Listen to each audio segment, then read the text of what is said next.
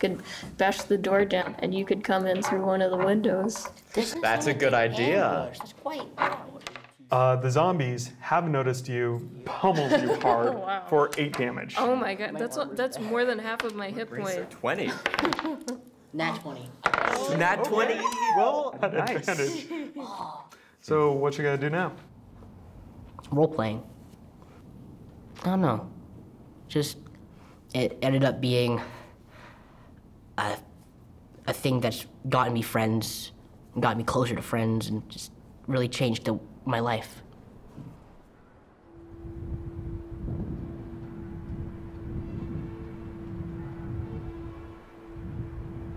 A great beast rears its head. It is yellow and black and red. What do you do? It was not a hobby that girls were invited into. I don't know the rules, it's complicated. Everybody knows all of the cliches about Dungeons and Dragons, and a lot of those are true.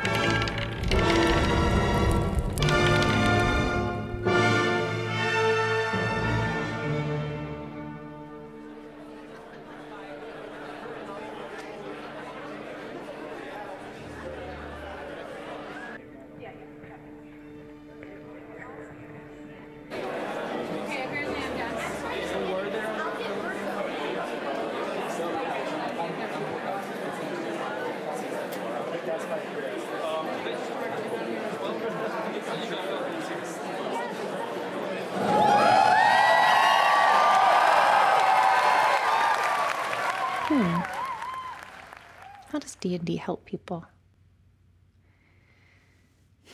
Well, it's helped me. I'm a bit socially awkward. I, like I think many people of my generation, struggle a little bit with small talk or socializing. Hi.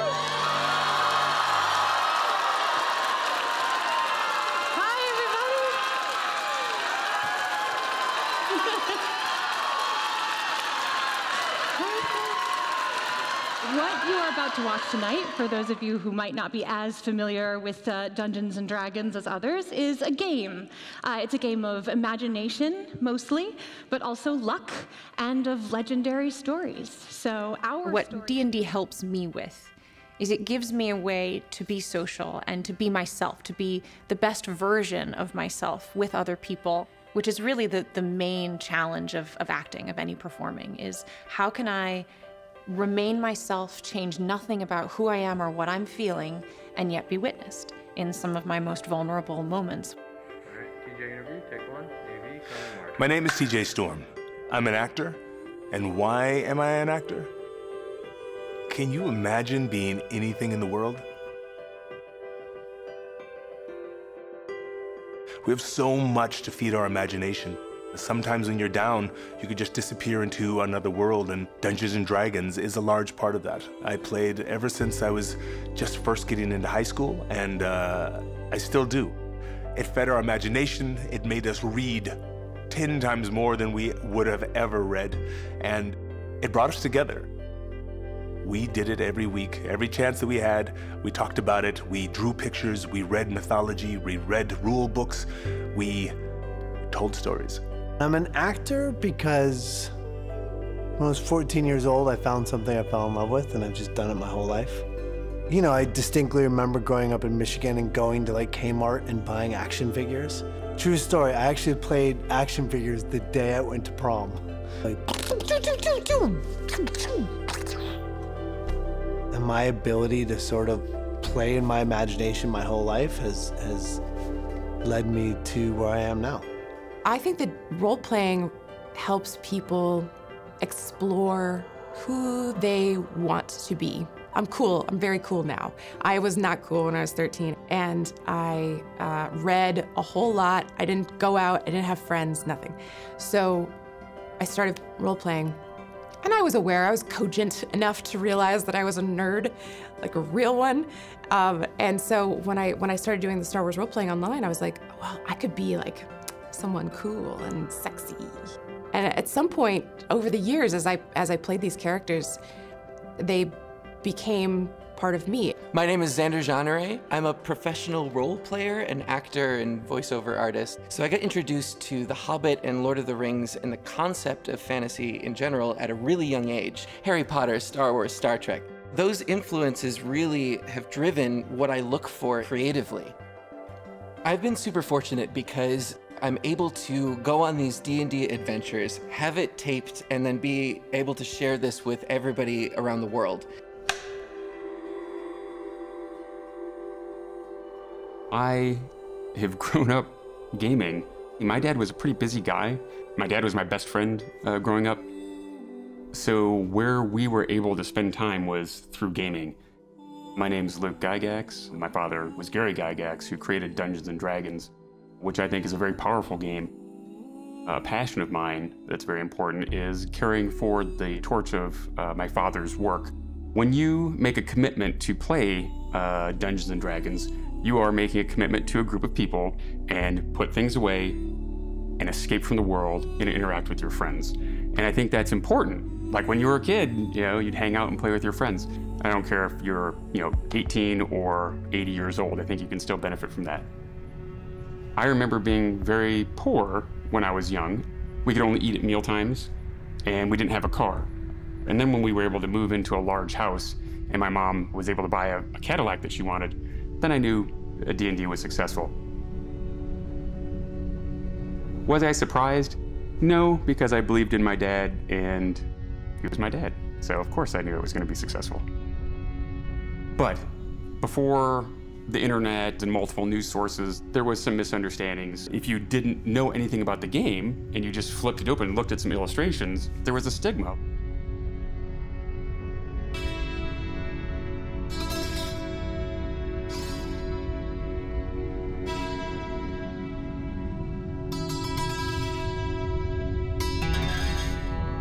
It began as a cult phenomenon, then it caught on. Now a new game is sweeping the country. In this case, we saw Dungeons & Dragons being painted as the devil. This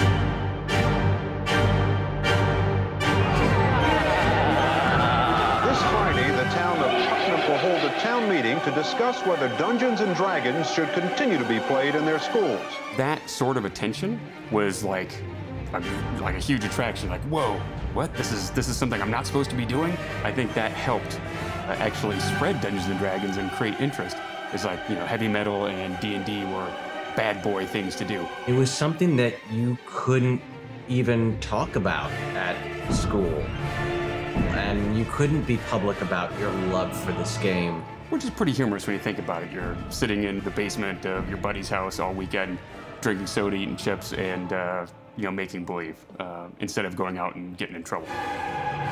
Now, my father, he would always laugh and shake his head. He goes, do you think I'd be writing games if I could really throw magic spells? Don't you really think that you have to rethink your position about the game and at least make known the potential for abuse of the game? We used to have these huge rallies. My mom would bring me to church, and they would talk about playing records backwards, and they would talk about this kind of music and D&D. That is the first time I had my books destroyed because of the panic. It was not pretty, and I was not happy about it. I lost my original deities and demigods. Swords, poison, spells, battles, maiming, killing. Hey, it's all imagination. Is it? The game has been involved in a number of murders and suicides. It warns the players not to get themselves confused with their character roles. I was a kid growing up with this, so My dad was a game designer, and people would come up and ask for his autograph, and he would make, occasional television appearances. This is make-believe, and nobody's murdered, and there's no violence there. I mean, to use an analogy with another game, who is bankrupted by losing a game of Monopoly? Nobody is, because the money is make-believe, the property is make-believe, and the bankruptcy is make-believe. Yeah, there was death threats, and my father always carried a firearm with him, and I can laugh at it now, but at the time it was very serious.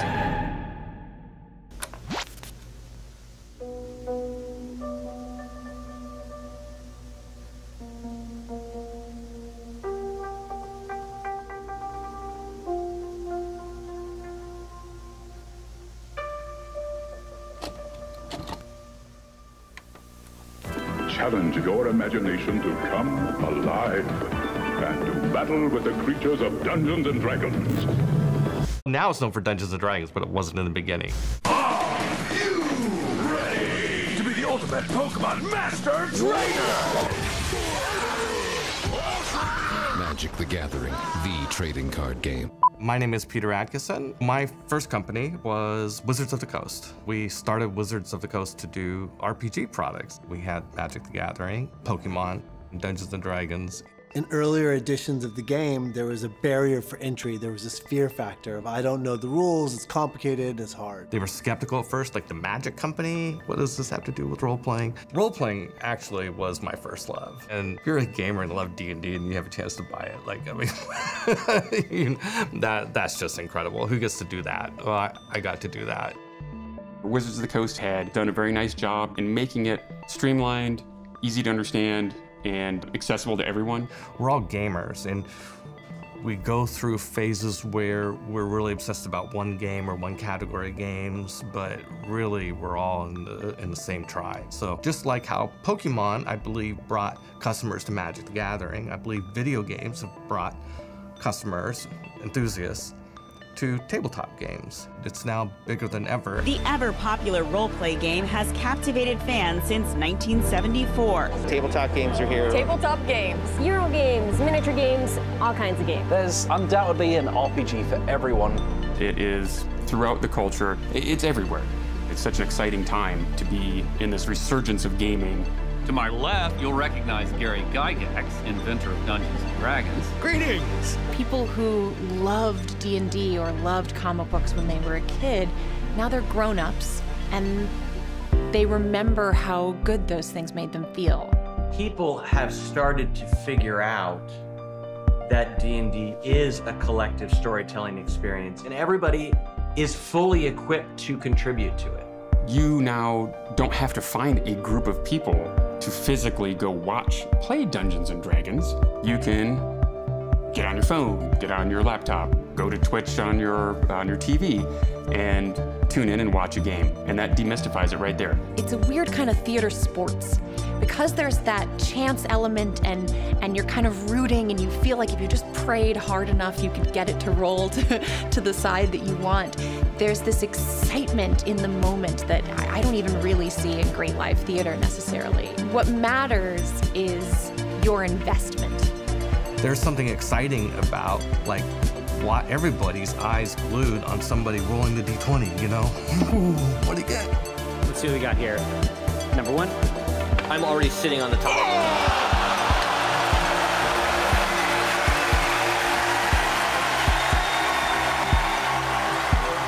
Everybody knows all of the cliches about Dungeons and Dragons. And a lot of those are true. Yeah, I am that type of person. I like those cliches. I am that cliche. I'm already that person. It's fun. When we started the comic strip, the idea, for me at least, was to win a contest in a magazine.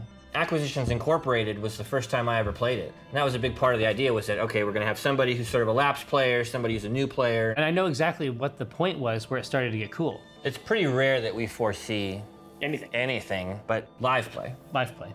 Live play definitely brought D&D back. Seeing other people. And we brought live play back. Yeah. So. Live from the PAX Unplugged Theater of Annihilation, welcome to Acquisitions Incorporated. But I don't understand the value you place on something so insignificant. I'm not insignificant. I'm Jim Dark Magic. You're Jim Dark Magic? Yeah. of the New Hampshire Dark Nuggets. You know it's true. She walks away from Rosie. She walks away from Jim. And she says, she comes over to you and says, I have read all about you. I have followed your career with great interest. You and a lot of other people, lady. Being able to watch Acquisitions Incorporated and to feel like I want to have an experience like that myself, that has been a huge, uncontestable factor for the rise of the popularity of Dungeons & Dragons in this particular time and space. He just rips off the top half of his wizard robe, revealing this incredibly buff guy, and he starts wrestling with the dwarf guards. I don't think that you can talk about the success of Dungeons & Dragons in this time without talking about Twitch and the rise of Critical Role and streaming games. Your unconscious body is currently grappled and in its jaws. Okay. Oh, no. And then it burrows underground. I am in love with storytelling and always have been. Advances in technology have leveled the playing field in a way like it's never been before. And anyone with a good idea or with passion for something can really make a go of it. Role-playing is sort of the great unifier in my house. I run a game for my son and my daughter, and you watch group dynamics and team building and passion, strategizing, and human empathy blossom in kids. The fact of the matter is that it's nice to have a place, and just because of the way our brains work, it doesn't even have to be a real place. It's nice to have a zone in which you can practice socialization and being friends with people. And practice being a person. You know, I've got a younger son who was struggling with math and socializing too, and to some degree. These are hard skills to learn, right? But he took to it right away, and the improvement it made on him, like you can see it in the test scores, it just helps. It just helps settle him down and teach him some skills that he really needs to learn. I mean, I definitely know that D&D is being used therapeutically because I know therapists who leverage it as a tool in their practice, like Game to Grow, as we call them, the atoms.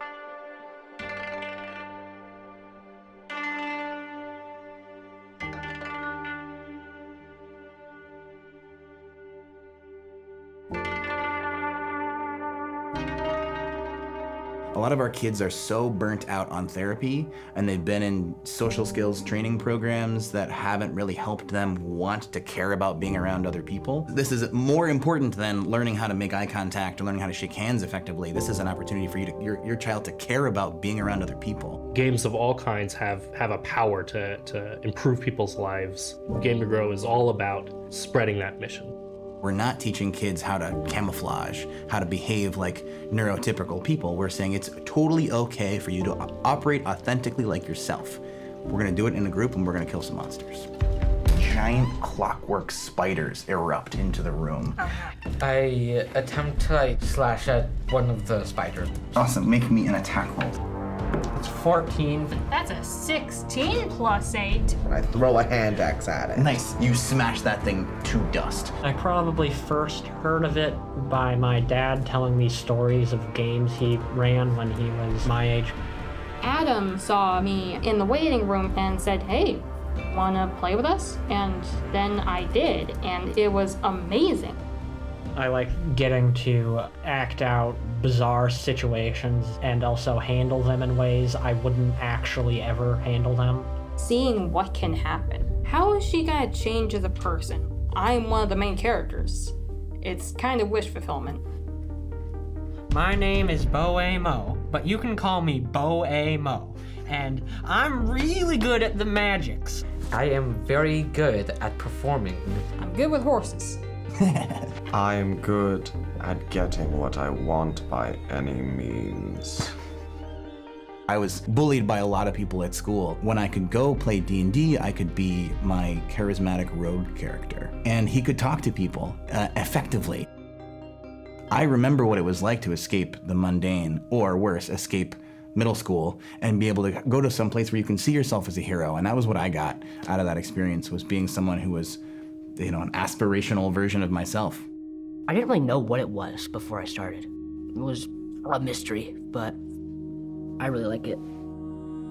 I make rules for myself on how I want my character to act, even though I don't need to. It's a great way to express my creativity in a way that feels like I can implement it. I think it's a game that finds you where you need to be found. If you're a kid who's lost and sort of struggling for friendship and struggling for connectivity, there's a game and a table that is there and accepts you for who you are and where you're at.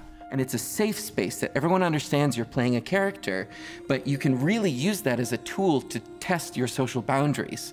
I'm not very strong, I'm not very athletic, but I love to make characters that do that. And I think it's very fun to just be somebody that I am not. Those personality traits are a part of you all along.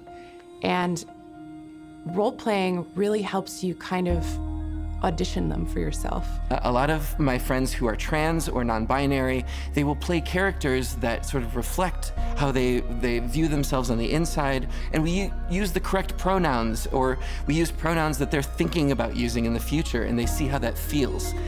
I think that's so valuable, and really we don't have a lot of spaces like that today. I was born in Fort Wayne, Indiana, and I thought that I was exactly the same as everybody else in Fort Wayne, Indiana. Everybody around me was Caucasian, and one kid pointed it out, "You are not like us." And I was like, I'm not? So for the longest time, although Dungeons & Dragons was right at I had been doing online Star Wars role-playing since I was like 13 years old. So I knew that D&D was gonna be up my alley, but it was very clear to me back then that it was not a hobby that girls were invited into. I am the same, yet I am not the same. Then I saw a guy named Bruce Lee. He looked different than everybody else on the television at the time, and I was like, he's different. Different is cool. Different can be awesome. I just got fed up waiting for someone to invite me, and I put together a group, and it was a blast. This new life are the dungeon masters and the players taking control of the narrative and saying, I don't like what's being portrayed in media. We're gonna do it our way, and we're gonna do it right. Isn't that sort of what you're doing in Dungeons & Dragons? You're an adventurer. That's not the common guy. Typically, you are the hero of the story. And why is evil, surging up everywhere? And why is there so much trouble and people being waylaid and so much bad stuff going on? Because you're the hero. It's your job to go out there and beat evil and help the forces of good. The way I learned Dungeons & Dragons is oftentimes down in the basement of our house, I would convince my dad to run solo for me. In role-playing games, he very much favored good players over evil. All of us at times feel a little inadequate in dealing with the modern world. It would feel much better if we knew that we were a superhero or a mighty wizard.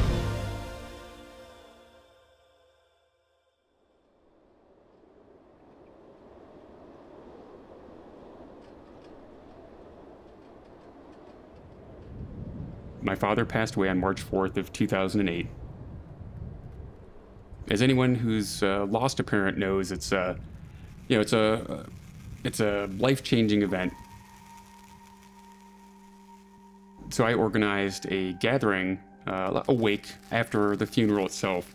People played games, we showed the Dungeons & Dragons cartoon on the wall, and I had a podium set up so people could share their favorite story about my father. And someone said to me, hey Luke, this was really fun, you should do it again next year. Jolly Blackburn happened to be in earshot, and he said, you can call it GaryCon. It kind of grew from there. The next year I threw a game day, and 175 people showed up. The next year was 240 people, and last year we were just about 3,000 people. What's special about GaryCon is the feeling that you are with your family. It's not maybe your blood relatives, but it's your family that you choose, the gaming community. And that's what I really want to foster: camaraderie, community, friendship around the table. And obviously, it's in March of every year, so there's nothing that beats being here in person.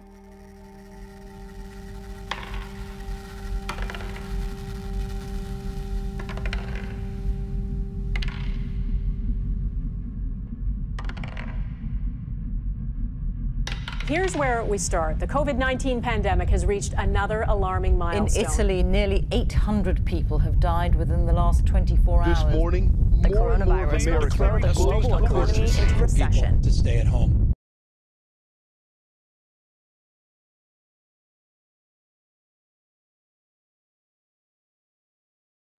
Coming up on February, things started heating up.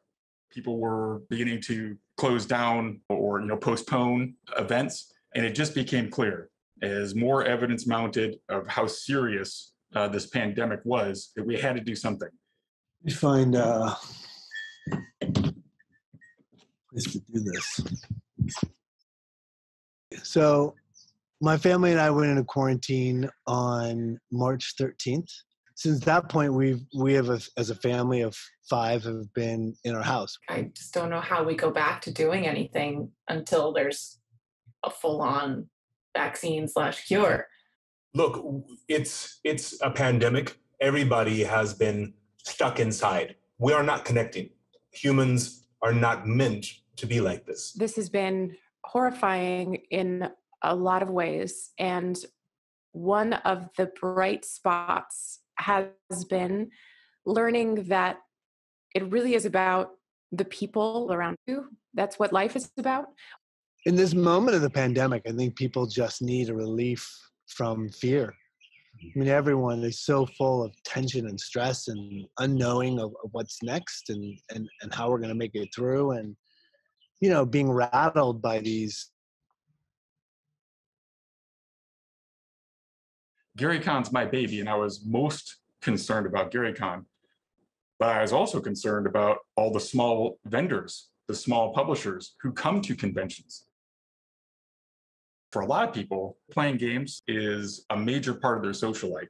It's the way that they unwind, they forget the world, and they connect with others. So if they weren't able to fulfill that need, it could be devastating in a lot of ways. We're social creatures. And if we're alone all day, generally isolated, staring at a computer screen, it's really hard to get that need met.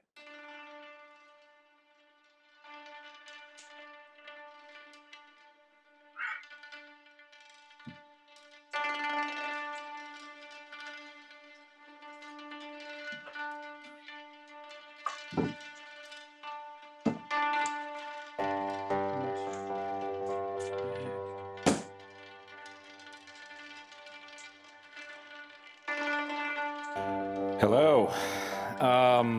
Today, my character is a 3rd level sorcerer, and his name is Kenny Today, I am playing Kaboom. a Minotaur, He's rogue actually known by arcane some trickster. aliases, Her Johnny name is Flamethrower, Anomid, Johnny but Flash, her Johnny real name is Firecracker, Johnny Vera Yeah, Swisher. and I'm playing but you'll but soon he John find out does it's not called like Kenny Kaboom.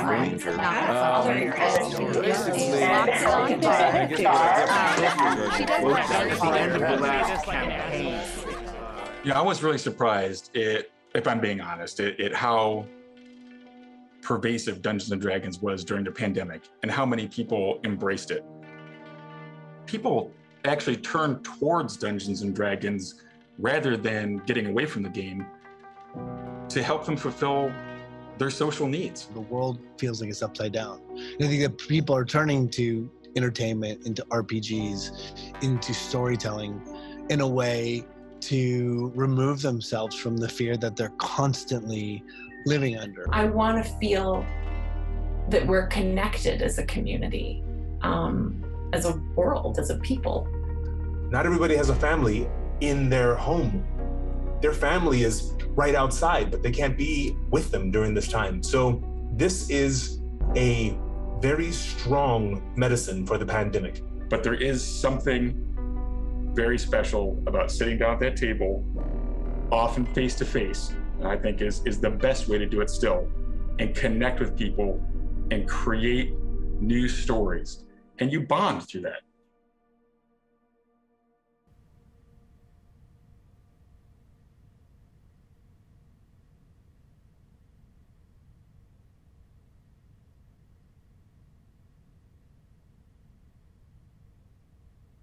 think I love Dungeons and Dragons because my best friends and I share a table. I love Dungeons and Dragons because, you know, as we grow older, we have something that we still hold together. I love Dungeons and Dragons because I play with my kids. That as I get older, I'll remember those moments. It's a game, but when you sit in a table, you're creating memories every time. And it's not like going to the movies or doing anything else. You're sitting in just each other's space. And so, for me, it's just, I can't imagine a life without it.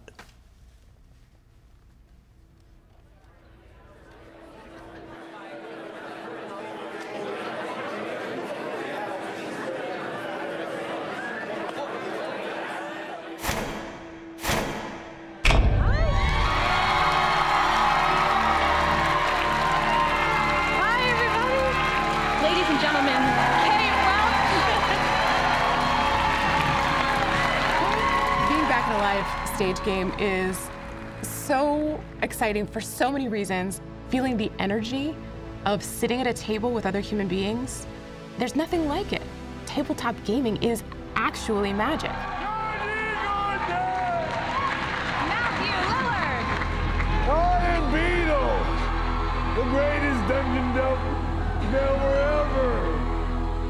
I went to acting school in New York, and we got together a bunch of guys I went to acting school with. I was like, well, we should play. Does anybody know where Matthew is? He was in his trailer. He was in his trailer. Everybody's waiting for you. I've been playing with the same group of guys ever since. We've taken our passion for the game and have now built a company around delivering a deeper, richer sort of experience of the game. That is Beetle and Grimm's. You know, when we first started this company, we talked about how important it was to be at the table. So it's not online. It's a in-person shared experience. And that's the goal, right? Like, how great can your life be if you can create a company that you're with your 5 best friends doing shit you love?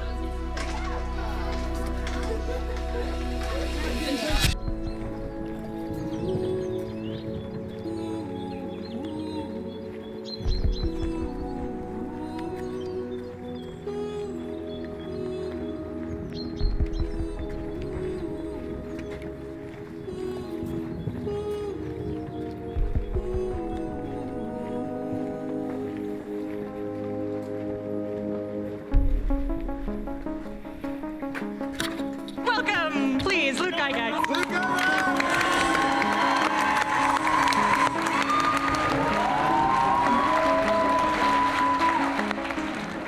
We are stronger together. Virtual allowed us to keep some connectivity, but we didn't see the bigger picture. We saw the table, we didn't see the room. Yet everybody stuck with us, they supported us, but we are so happy to be back here in person in Lake Geneva, Wisconsin for GaryCon 14.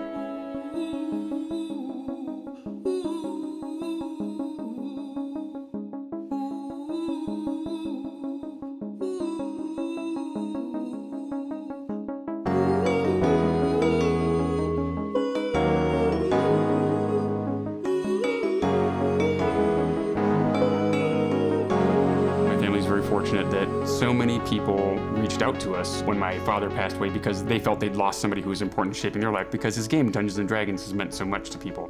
All of the parts here represent, you know, your dad's life. So from when he sat here in the park daydreaming about being a fantasy novelist and maybe living at Stone Manor one day to actually being an award-winning fantasy novelist, a best-selling fantasy novelist, and living in Stone Manor. So much of his life and all of his accomplishments, everything happened in that little 8-block by 8-block area.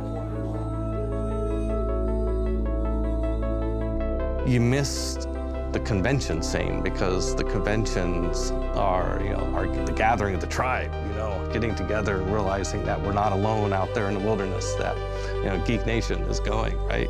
Because it's here in Lake Geneva where it all started. And it's also the son of Gary Gygax, Luke Gygax, trying to walk the line between appealing to old school gamers while also being more contemporary. He's got a difficult road. To do that and honor his father's legacy is challenging, but he pulls it off so well, and it's just good to be back and seeing his convention going again. So, good to be back to normal.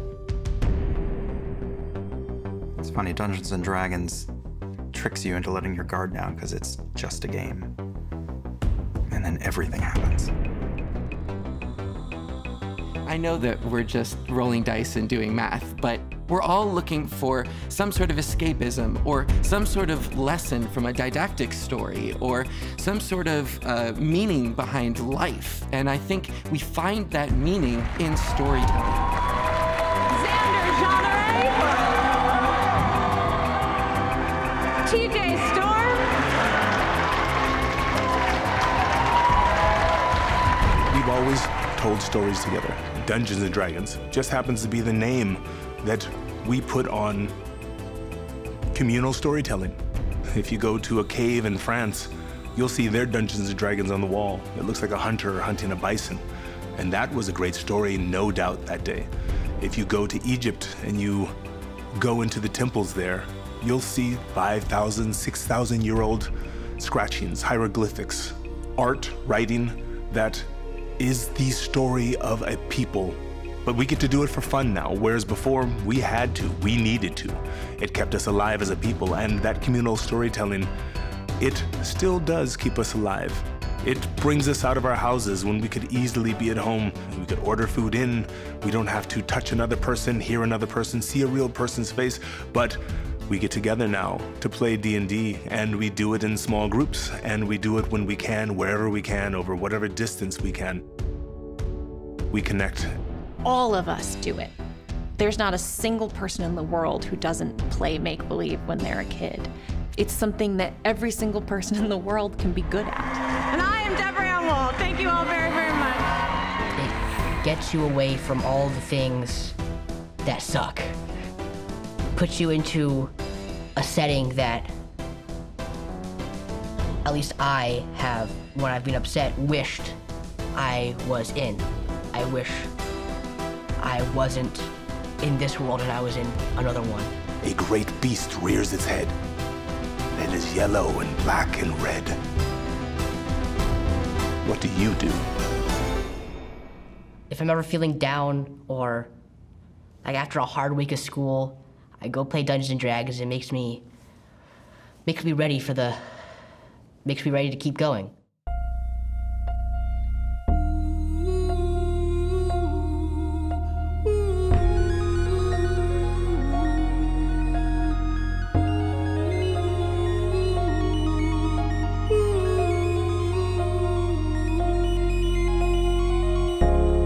Hard! Hit it hard! Yeah! Matthew, hard! Take one. That was my first ever slate. That's how you do. Good morning, sunshine. I'm gonna try and just look at the lens. It works. If it's Deborah, turn her away. It's Vicky's time to shine. If Malgré were to answer that, he would show his weakness, and that is unwise. By the way, I still had a good time at prom. Hello? I was a baller. Let's rumble.